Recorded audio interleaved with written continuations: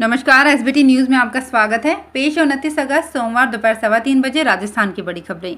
उदयपुर में सोमवार सुबह करीब 9:45 बजे मणप्पुरम गोल्ड लोन के ऑफिस में 5 हथियारबंद बदमाशों ने 24 किलो सोना और 11 लाख रुपए की नकदी लूटने की बड़ी कार्रवाई को अंजाम दिया।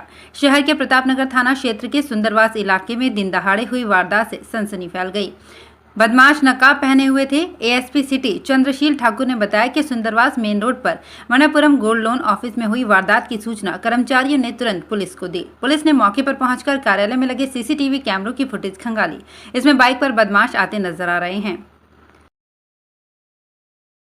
केंद्रीय मंत्री और बीजेपी नेता नितिन गडकरी ने हाल ही में नागपुर में एक कार्यक्रम के दौरान कांग्रेस में शामिल होने को लेकर अपनी बात रखी। उन्होंने बताया कि छात्र राजनीति के समय कांग्रेस नेता श्रीकांत जिचकर ने उन्हें बेहतर भविष्य के लिए कांग्रेस में शामिल होने के लिए कहा था। तब मैंने श्रीकांत से कहा, मैं कुएं में कूदकर मर जाऊंगा, लेकिन कांग्रेस में शामिल नहीं होऊंगा। इतना ही नहीं, नागपुर के इसी कार्यक्रम में गडकरी ने कहा कि युवा उद्यमियों को पूर्व अमेरिकी राष्ट्रपति रिचर्ड निक्सन की आत्मकथा का वाक्य याद रखना चाहिए कि हारने पर आदमी का अंत नहीं होता, लेकिन हार मानते ही आदमी खत्म हो जाता है। नोएडा के सेक्टर 39A स्थित सुपरटेक के 32 मंजिला ट्विन टावर्स 28 अगस्त को इतिहास के पन्नों में दर्ज हो गए। करीब 300 करोड़ की लागत से बनकर खड़े हुए दोनों अधूरे टावर पलक झपकते ही खाक में मिल गए। धमाके से पहले नोएडा प्राधिकरण और पुलिस ने कई तरह के विशेष इंतजाम किए थे।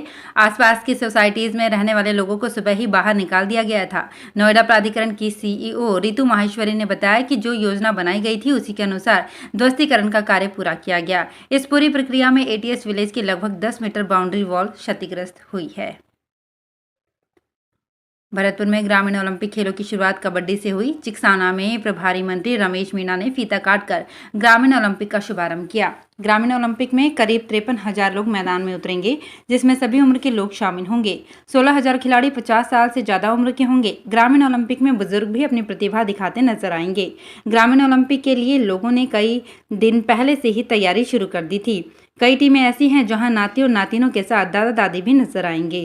खेल अधिकारी सत्यप्रकाश लुहाच ने बताया कि कई टीमें ऐसी हैं जिसमें 2 से 3 पीढ़ी के लोग हैं।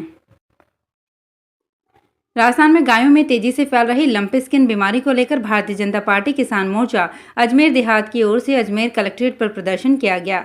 इस मौके पर पुष्कर विधायक सुरेश रावत के साथ ही कई कार्यकर्ता मौजूद रहे। कलेक्ट्रेट में प्रशासनिक अधिकारियों के नहीं होने पर विधायक सहित कार्यकर्ताओं ने अपने गुस्से को जाहिर करते हुए कलेक्टर ऑफिस के गेट पर ज्ञापन चस्पा कर कांग्रेस सरकार के खिलाफ विरोध जाहिर किया। पुष्कर विधायक सुरेश रावत ने कहा कि राजस्थान में जिस तरह तेजी से पशुओं में बीमारी फैल रही है और जिस तरह से सरकार को सुध लेनी चाहिए थी, वो सुध नहीं ली। राष्ट्रीय खेल दिवस और हॉकी खिलाड़ी मेजर ध्यानचंद की जयंती पर आज से राजस्थान में राजीव गांधी ग्रामीण ओलंपिक्स 2022 टूर्नामेंट सीरीज की शुरुआत हो गई है। सीएम गहलोत ने आज सुबह जोधपुर के लूणी विधानसभा क्षेत्र पहुंचकर पाल गांव की पंचायत समिति में ध्वजारोहण कर ग्रामीण ओलंपिक्स का राज्य स्तरीय शुभारंभ किया। इसके बाद उन्होंने खिलाड़ियों की परेड में सलामी ली। इस दौरान सीएम ने कहा कि गाँव के साथ शहरों में भी ओलंपिक्स आयोजित किए जाएंगे। इसमें कोई राजनीति नहीं है, किसी भी दल से हमारी कोई दुश्मनी नहीं है, लड़ाई केवल विचारधारा की होती है। इस दौरान खेल मंत्री अशोक चांदना, जिला प्रभारी मंत्री डॉक्टर सुभाष गर्ग और राज्य खेल परिषद के अध्यक्ष कृष्णा पूनिया भी उपस्थित रहे। जन जन के आराध्य लोक देवता बाबा रामदेव का प्राकट्य दिवस बाबारी बीज सोमवार को श्रद्धा और भक्ति के माहौल में हर्षोल्लास से मनाया गया। जोधपुर में मसूरिया स्थित बाबा रामदेव के गुरु गुसाई बालीनाथ महाराज के समाधि मंदिर में आज सुबह 108 ज्योत से महाआरती की गई। इस दौरान गुजरात, मध्य प्रदेश, छत्तीसगढ़ सहित देश व प्रदेश के कोने कोने से पहुंचे बाबा के हजारों भक्तों ने महाआरती के दर्शन किए। श्रृंगार आरती के दर्शन के लिए देर रात से ही बाबा रामदेव के भक्त कतार में खड़े नजर आए। इस बार 2 साल बाद आयोजित रामदेवरा मेले में बड़ी संख्या में जातरुओं के जोधपुर पहुंचने का क्रम लगातार बना हुआ है। टोनीचा धाम जाने वाले यात्रियों के लिए रेलवे ने लालगढ़ रामदेवरा के लिए मेला स्पेशल ट्रेन रविवार से शुरू की है। ये ट्रेन 9 सितंबर तक चलेगी। लालगढ़ से शाम 7:10 पर रवाना होकर ये ट्रेन रात को 10:15 बजे रामदेवरा पहुंचेगी। वापसी में वहां से रात 11:45 बजे रवाना होकर रात को 2 बजे लालगढ़ पहुंचेगी। इस विशेष ट्रेन का ठहराव कोलायत और फलौदी में होगा। मुख्यमंत्री अशोक गहलोत आज सुबह 3 दिवसीय दौरे पर जोधपुर पहुंचे। उनका जोधपुर पहुंचने पर जनप्रतिनिधियों और प्रशासनिक अधिकारियों ने स्वागत किया। बारिश के साथ ही बिगड़ा बीकानेर का जलापूर्ति शेड्यूल 2 दिन में सुधरकर पहले की तरह हो जाने की संभावना है। जलदाय विभाग के अधिकारियों का कहना है कि नमी की वजह से केबल पैनल आदि में फॉल्ट सहित कई दिक्कतें बार बार आ रही हैं। अधिशासी अभियंता विजय वर्मा के अनुसार जल्द ही सब कुछ सामान्य हो जाएगा। बार काउंसिल ऑफ राजस्थान ने प्रदेश के 3 वकील के खिलाफ खराब आचरण की शिकायतों के बाद सख्त एक्शन लिया है।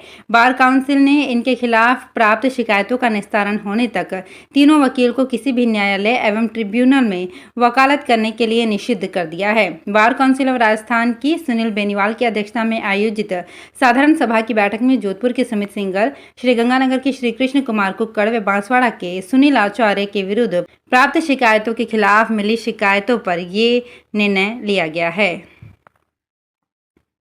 तेलंगाना से 2 बार राज्यसभा के सदस्य रहे M.A. खान ने विभिन्न कारणों का हवाला देते हुए कांग्रेस से इस्तीफा दे दिया है। अखिल भारतीय कांग्रेस कमेटी अध्यक्ष सोनिया गांधी को संबोधित एक पत्र में खान ने आरोप लगाया कि पार्टी ने कार्यकर्ताओं के साथ अपने जमीनी संबंध को खो दिए और जनता को ये समझाने में पूरी तरह से विफल रही है कि वो अपने पिछले गौरव को फिर से हासिल कर सकती है तथा देश को आगे ले जा सकती है। उन्होंने ये भी कहा कि पार्टी के कल्याण और भलाई के लिए कांग्रेस के वरिष्ठ नेतृत्व द्वारा उठाई गई आवाज को शीर्ष नेताओं द्वारा बगावती तेवर के रूप में देखा गया। राजस्थान हाईकोर्ट एडवोकेट्स एसोसिएशन द्वारा 111 अधिवक्ताओं का दल माउंट जवाई बांध और अंबाजी के भ्रमण के लिए हेरिटेज परिसर से बार काउंसिल ऑफ राजस्थान के चेयरमैन सुनील बेनीवाल द्वारा रवाना किया गया। राजस्थान हाईकोर्ट एडवोकेट्स एसोसिएशन के महासचिव डॉक्टर दर्शन राम ने बताया कि इस अवसर पर बार काउंसिल ऑफ राजस्थान सदस्य रणजीत जोशी उपस्थित रहे। आगामी 23 सितंबर को Haifa hero major Dalpat Singh Deoli के 104वें बलिदान दिवस पर रावणा राजपूत समाज का राष्ट्रीय महासम्मेलन रावण का चबूतरा मैदान में आयोजित किया जाएगा। इसी संदर्भ में रावणा राजपूत समाज के युवाओं का प्रशिक्षण शिविर जोधपुर में रखा गया। श्री अखिल रावणा राजपूत सेवा संस्थान के शिविर प्रभारी देवी सिंह सिसोदिया ने बताया कि शिविर में राजस्थान सहित संपूर्ण राष्ट्र में 300 युवाओं ने प्रशिक्षण प्राप्त किया।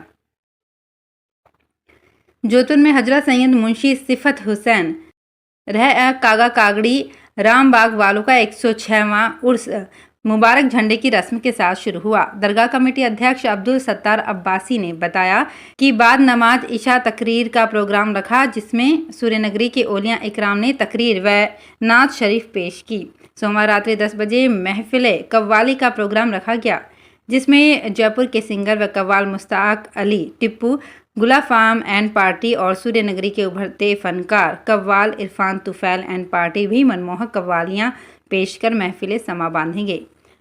तो फिलहाल इस बुलेटिन में इतना ही, फिर हाजिर होंगे कुछ और बड़ी खबरों के साथ। अगर आप भी अपने आसपास की छोटी बड़ी और महत्वपूर्ण खबरों से अपडेट रहना चाहते हैं तो सब्सक्राइब कीजिए हमारे चैनल SPT न्यूज को और प्रेस कीजिए बेल आइकन पर।